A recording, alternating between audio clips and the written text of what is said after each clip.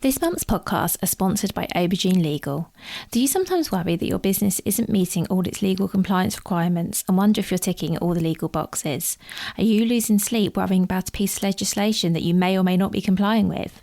Perhaps you need some help with your client contracts or your data protection compliance. Or maybe you're worried that your website doesn't have the right documents or legal notices in the right place.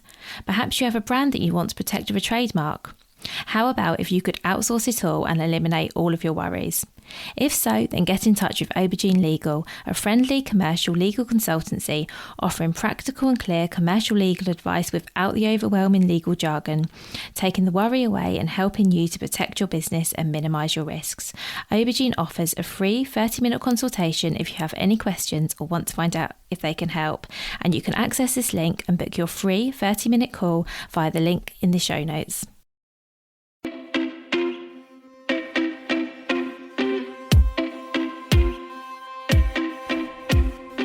Welcome to the Bring Your Product Ideas to Life podcast. Practical advice and inspiration to help you create and sell your own physical products.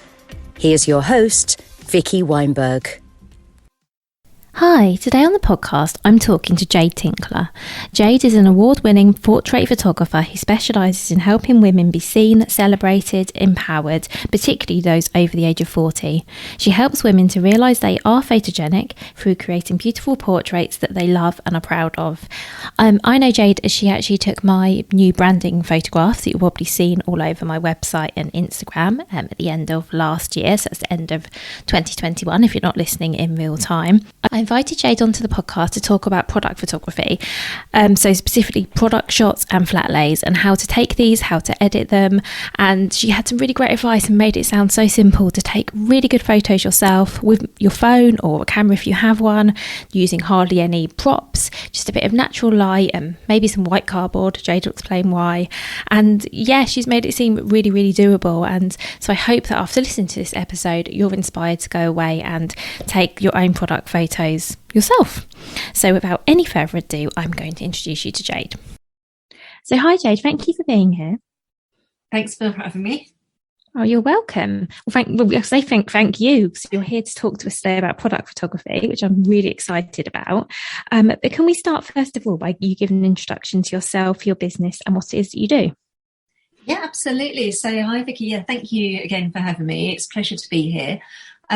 So I'm Jade from Jade Tinkler Photography. I love helping women to realise how beautiful they actually are.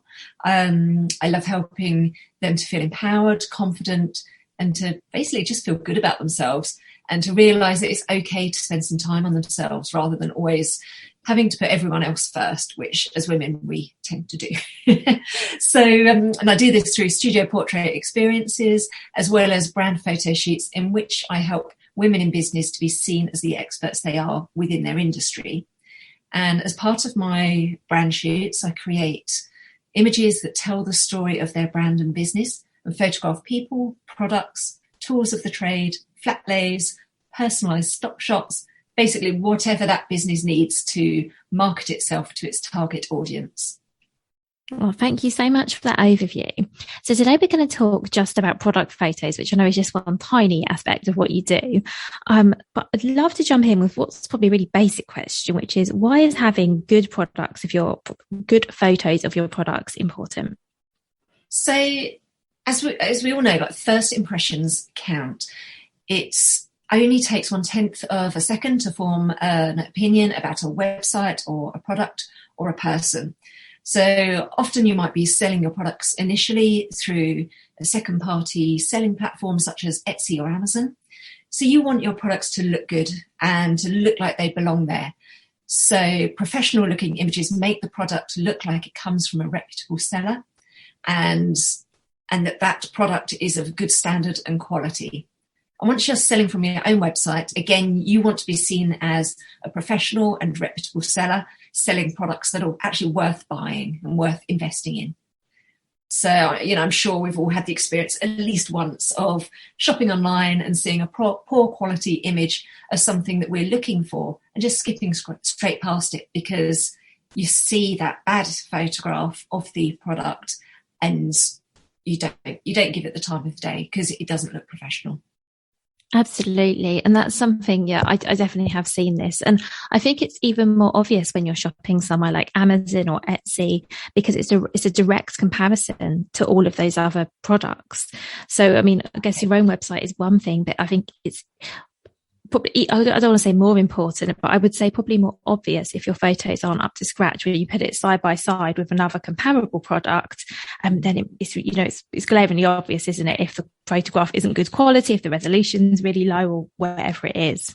Exactly. And, you want to be standing out for the good reasons and not for the bad reasons. So So let's talk a little bit, if it's okay, about the kinds of images you might need. So let's say someone's listening and they're thinking, oh, I should probably get some product photos. I'm pretty sure what you're going to say, Jade, is you don't just want those standard, nice shots on a plain background for your website or for your Amazon listings or whatever it is.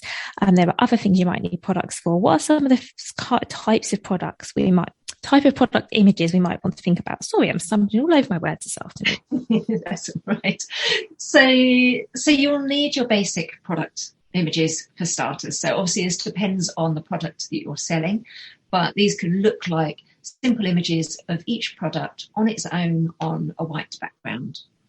Then you might like to show the product in a lifestyle shot, so being used as it would be used in the world. For example, if you're selling a cushion, you could photograph that on a sofa or on a bed. A shampoo bottle could be photographed in a bathroom or in someone's hand. So, and that just kind of, it makes the product look more lifelike in everyday use. So then you'll need a decent headshot for your about page on your website or social media profiles. And then flat lays or personalised stock imagery are great for website banners and other filler places on your website, including blog headers, as well as used throughout your social media platforms.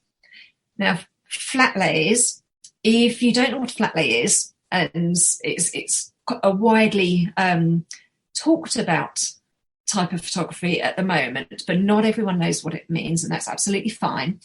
So a flat lay is an image shot from above of a selection of carefully chosen and arranged objects. So these can be tools of the trade, products, or anything else that links to the person's brand. For example, something that's in the brand colours.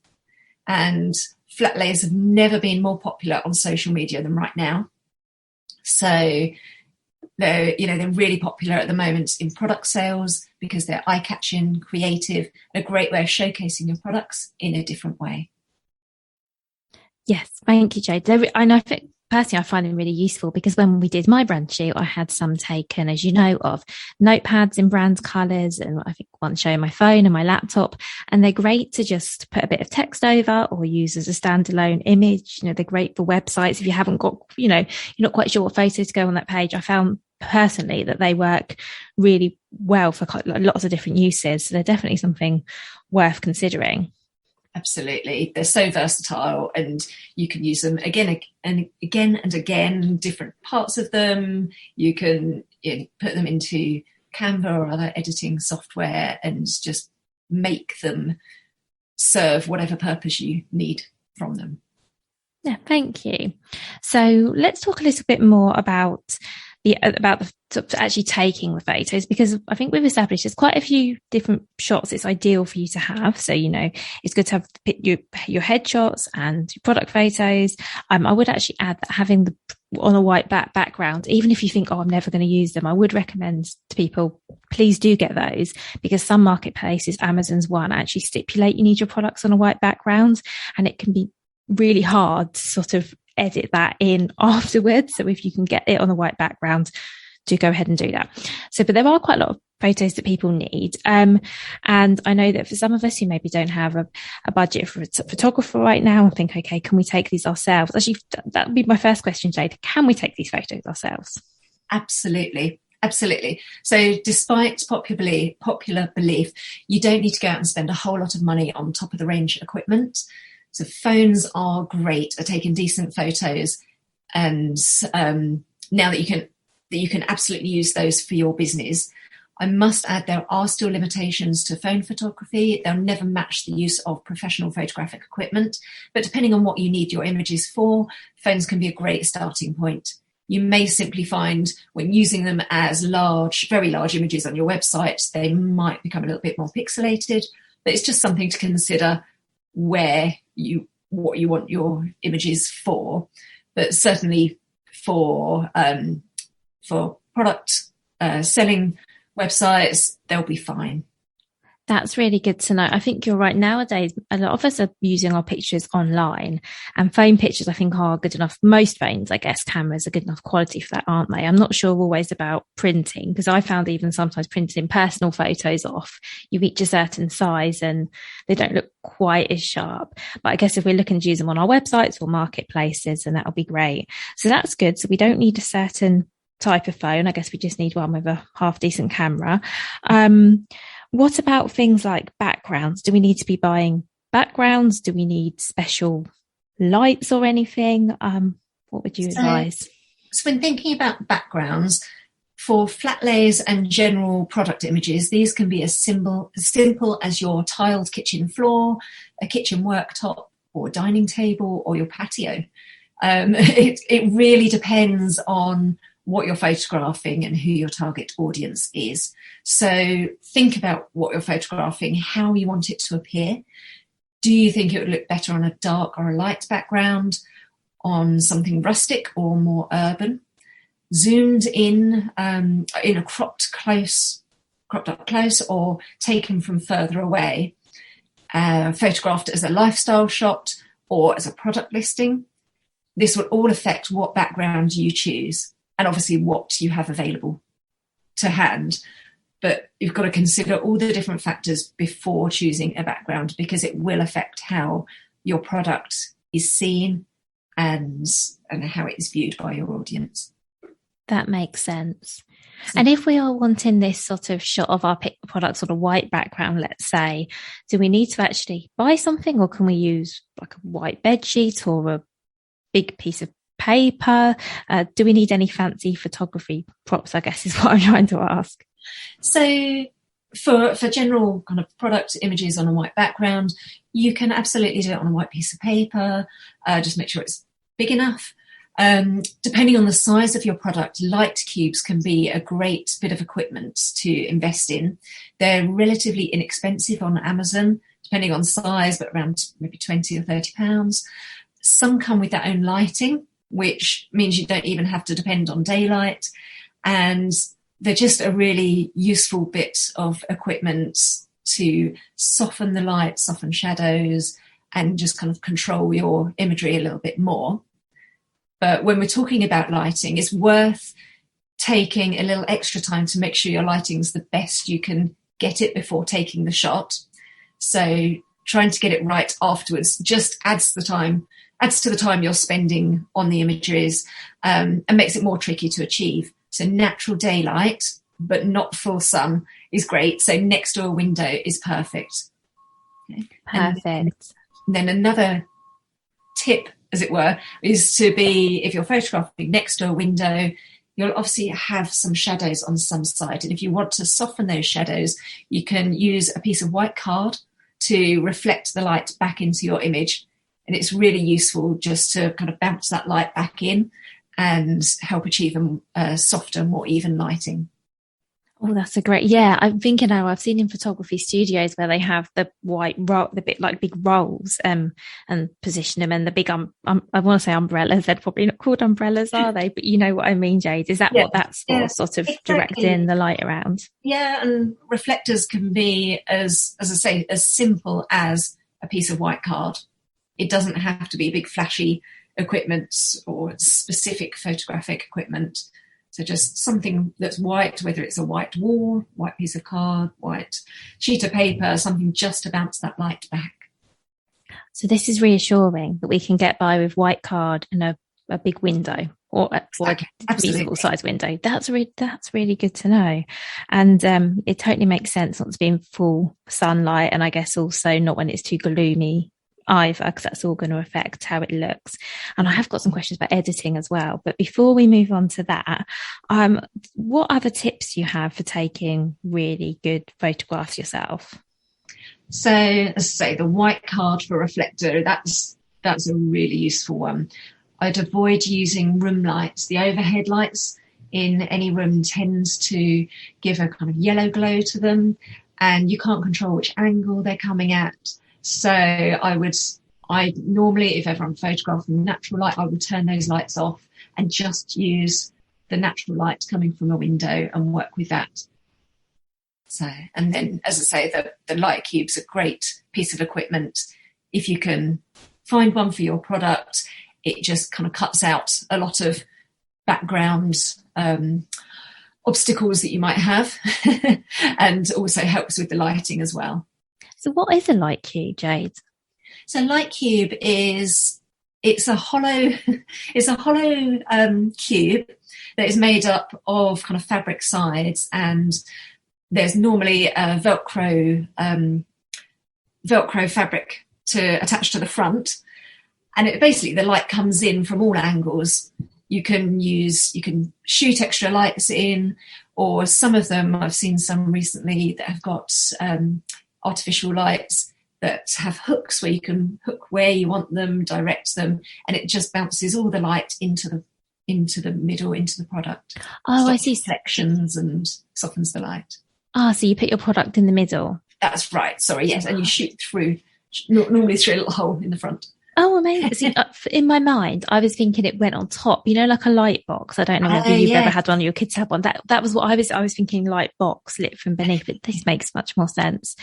And what about, when we're thinking about light, what about taking photos outside? Can that be an option? Because I think for some of us, depending on the spaces that we have, maybe there's only good light at a certain time of the day, or you know how it is, light moves around, but what about going outside and doing it?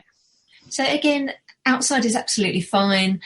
Overcast days are pretty good for that because it means the light is softer and more even. It's like spread out nicely. Again, avoid full sunlight because that just causes harsh shadows and is not very complementary to whatever you're photographing. So yeah, just avoiding full sunlight. If it is full sunshine outside, just finding photographing just inside the door, or finding a bit of shadow or a bit of shade somewhere in the garden under a tree perhaps, would just give you that softer light. That's really useful. Thank you. Now, let's talk a little bit about editing. I guess my first question is, do we need to edit our photos? I know there might not be a straight answer for that either. What do you think? On the whole, I'd say yes, just to, as we take images, they don't always record on our cameras the way that we see them and the way that it is seen by the naked eye. So editing would just give the colours a little bit of a boost, and it means that you can have a bit of control over whites, for example. Sometimes when you're photographing in the camera, the whites will kind of show up grey, and sometimes it just needs a little bit of tweaking. Now, not a lot. I would avoid filters, but just a few little tweaks just to kind of get it to ping, to pop from the page. Yeah, that makes sense. And I guess also to make sure, as you say, the product pictures reflect the actual product, because I've had some experiences recently and it's completely different, but I'll share it anyway. I've been taking photos for a website where I've been trying to resell clothes, and I've took some photos of a dress that's like I'd say quite dark navy, but for whatever reason when I uploaded the photos it almost looked purple, and that's just not the colour, so I had to take it down and then redo it in a different light, because I don't know whether it was too gloomy or too whatever it was. But I felt, if somebody buys it thinking it's this colour, I'd feel awful, because it wasn't a true reflection. And I was actually really shocked at how different the photo was to what I was seeing right in front of me. So I guess that is probably quite a good check for people actually, that does the image accurately reflect the product. Absolutely. And it's worth bearing in mind as well that our screens tend to be uncalibrated. So your phone, your laptop, as a rule, or not as a rule, but as a general kind of assumption, most people tend not to calibrate. So that's just like for people that are photographers that are using, are using photo editing software for that purpose. So yeah, images can look different. They can give different colours or different tones, but yeah, as an absolute basic, make sure what you photographed is showing a true reflection on your phone of the item. And then, yeah, that's kind of as much as you can do on that front, kind of controlling what other people see as well. Thank you. And is there any photo editing software you'd recommend, I guess, particularly for beginners or those who don't necessarily want to spend loads of money on? Because I know there are really fancy packages that cost a lot of money and possibly take quite a while to get your head around. What would you recommend that's not super expensive and also fairly simple as well? So there's a great app called Snapseed, which is free, and I've got it on my phone. It gives you great control over your images, and it's really easy to use. It's got a lot of functionality, but you don't need to use half of it. There are the really basic elements that you can use to help control the whites, to just give the brightness a little bit of a boost, just to give the colours a little bit of a boost. But as I said, definitely steer clear of using any filters, because they can make your images look dated, and they often alter colours as well. And when you're editing, I'd think less is more. So make sure your final photos are well lit, bright and vibrant, but not vibrant to an unrealistic level. Don't get sucked into using saturation to make it so bright that it's not real. It doesn't look what the product looks like. So as I say, make sure your whites look white, and all of these can be tweaked in Snapseed, and keep the editing style the same across all of your images to show consistency in your brand as well. Oh, that's such a really great point, because one of the things I loved when you did my brand shoot is that you can tell all the images work together because the colours are kind of the same, and I don't know how to say it, like the softness, if that's the right way of saying it, they kind of fit. But I guess it can be really tricky, especially if you're taking pictures of a product, to ensure that they all look cohesive and that they're part of the same set. Yes. Yeah, definitely. And as I say, it's just something to bear in mind when you're considering the photography of your products, is to, if you're doing it across different time spans, to make a note of where you're photographing, what settings you're using, how you're tweaking them, because then you can use those again in the future.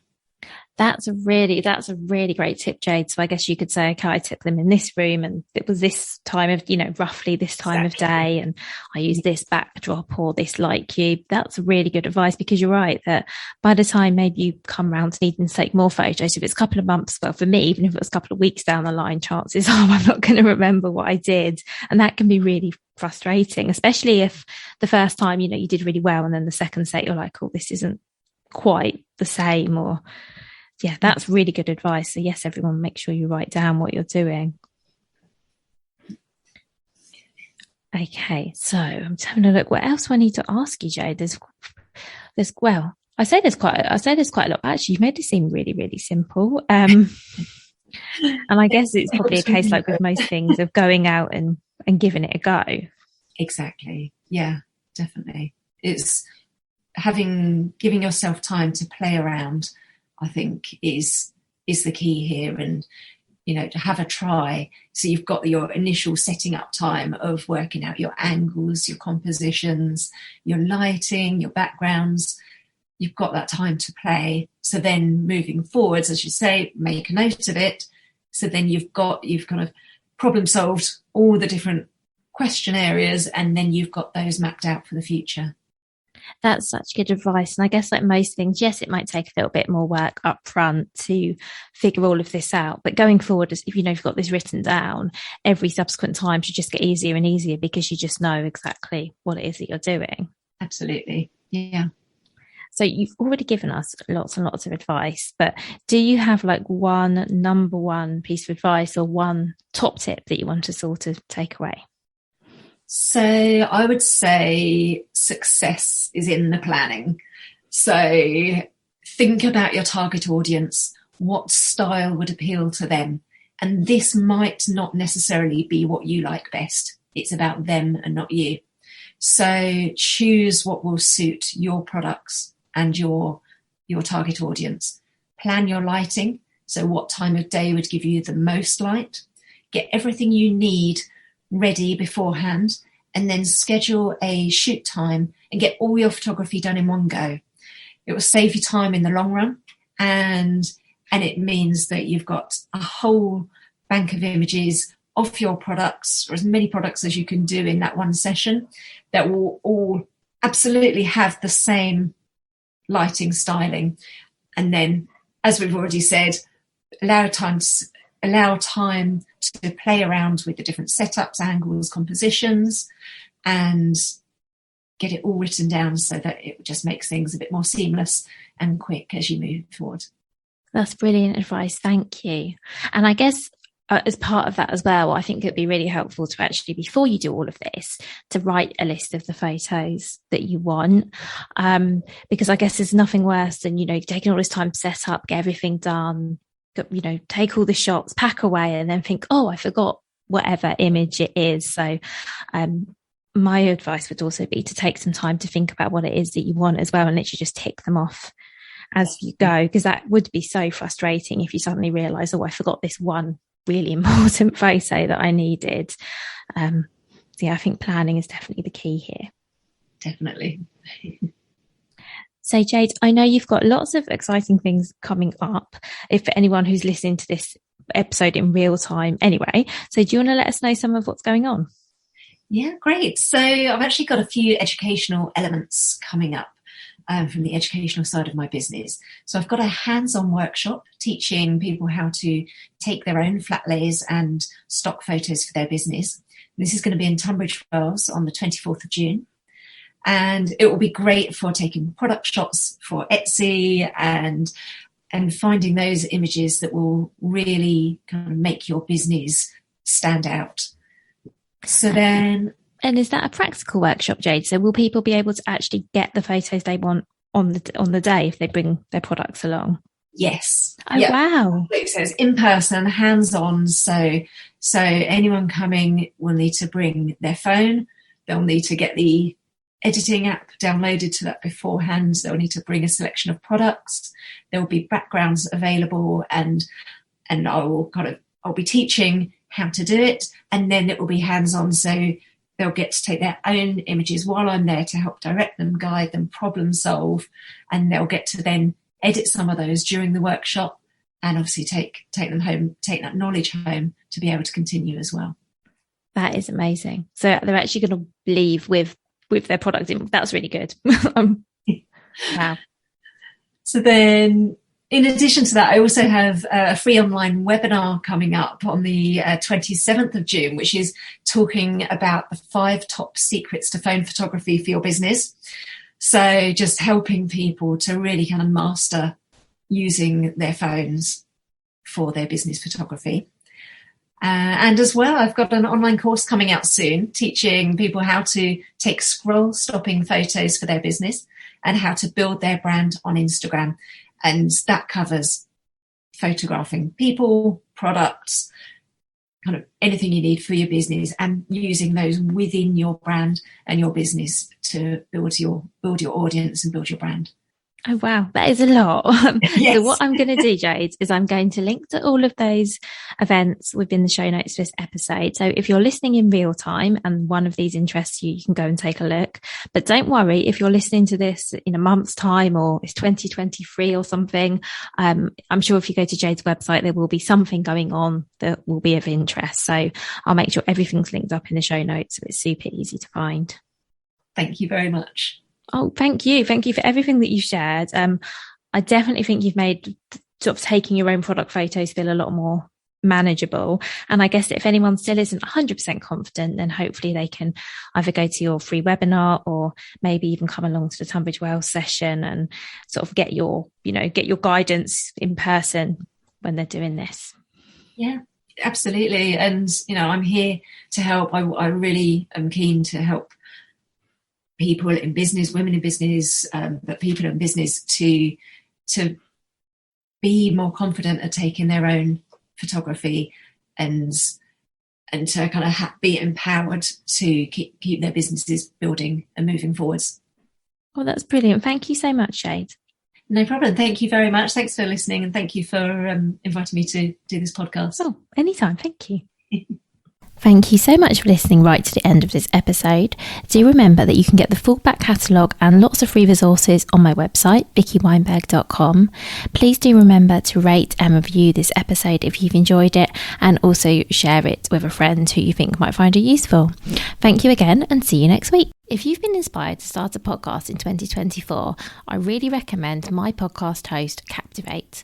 Captivate were my top pick when I started podcasting 4 years ago because of how easy it was for a complete novice like me to get started.